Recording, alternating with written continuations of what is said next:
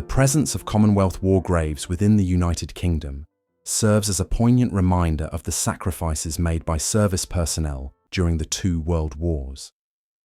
The Commonwealth War Graves Commission, CWGC, bears the responsibility of marking, recording and maintaining the graves and places of commemoration for members of the Commonwealth forces who died in conflicts, ensuring that each casualty is commemorated individually and equally, irrespective of rank, race or creed.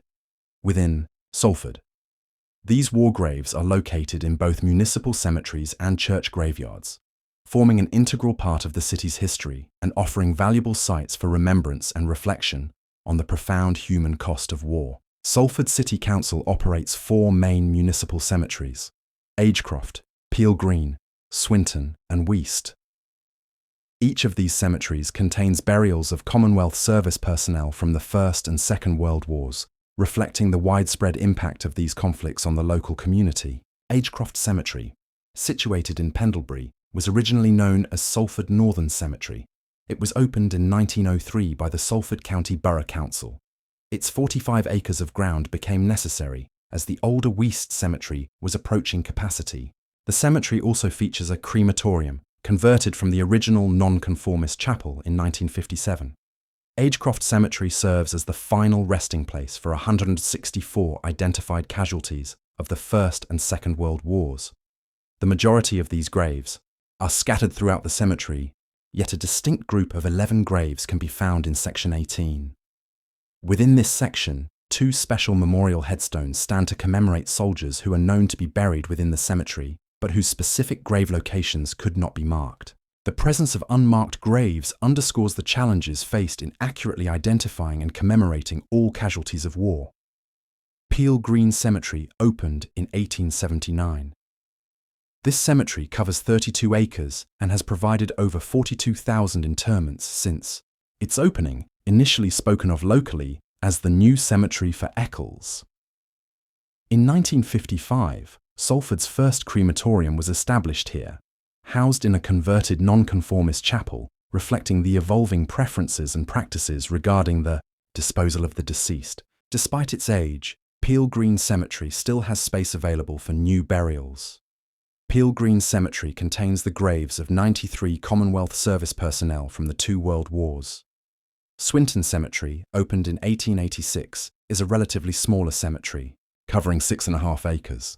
To date, it has recorded over 16,000 burials. According to the Commonwealth War Graves Commission, Swinton Cemetery contains 34 identified casualties from the First and Second World Wars. Weast Cemetery, the oldest of Salford's 4 municipal cemeteries, opened in 1857 and holds Grade 2, listed status by Historic England. Covering 39 acres, it is the largest of the cemeteries, containing over 332,000 graves. The cemetery's creation was the answer to the overcrowding of existing churchyards. Weast Cemetery was also impacted by the Second World War when it was bombed during the 1940 Manchester Blitz, with some headstones still showing marks from the shrapnel. Weast Cemetery contains a significant number of Commonwealth war graves. Identified casualties from both world wars includes 275 burials from the First World War and 99 from the Second World War. While many of these graves are scattered throughout the cemetery, there are 2 small war plots, one in the Church of England section and another in the Roman Catholic section. Each of these plots has a commemorative screen wall listing the names of those buried within them. Additionally, a special memorial names 7 casualties whose graves were unmarked in other parts of the cemetery. As the oldest and largest municipal cemetery in Salford, Weast Cemetery's extensive grounds and the high number of war graves it contains reflect the city's long history and its significant role during both world wars. The bomb damage from the Blitz serves as a stark reminder of the war's impact on the civilian population and infrastructure. Civilian war dead of Salford. The impact of the world wars extended beyond those serving in the armed forces, profoundly affecting civilian populations as well. The Commonwealth War Graves Commission commemorates 273 civilian war dead from Salford. The majority of these casualties occurred during the Second World War. A significant number of these deaths took place in December 1940, a period coinciding with intense bombing raids as part of the Blitz. The Greater Manchester Blitz victims. Website provides further information on civilian casualties in the region.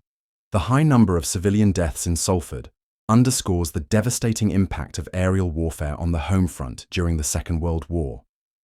These casualties, including men, women, and children, highlight the widespread nature of the conflict and its tragic consequences for communities far from the battlefield. The concentration of deaths during specific periods, such as December 1940, indicates the intensity of the bombing campaigns targeting Salford. The Commonwealth war graves in Salford, found within its 4 municipal cemeteries, stand as solemn, yet powerful reminders of the sacrifices made during the First and Second World Wars.